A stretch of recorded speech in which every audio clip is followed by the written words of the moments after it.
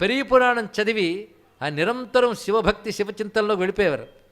మీనాక్షి సుందరేశ్వర మందిరానికి వెళ్ళినప్పుడు స్వామిని దర్శించి అక్కడ బొట్టు కుంకుమ విభూది కుంకుమ ఇస్తారు, ఎప్పటికీ ఇస్తారు. అక్కడ అది పెట్టుకుని 63 నాయనాల ముందు నిలిచి ఏడ్చేవాట.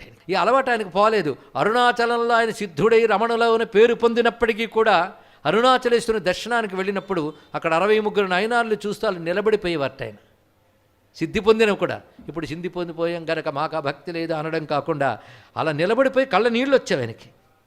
స్వామి ఏమిటి అలా కన్నీళ్ళు కారుస్తున్నారంటే, ఈ భక్తులకున్న భక్తిలో చిన్న భాగం, ఒక అల్పాంశం నాకు వచ్చినా ధన్యుణ్ణైపోతాను కదా అనేవారట ఆయన ఇక్కడ.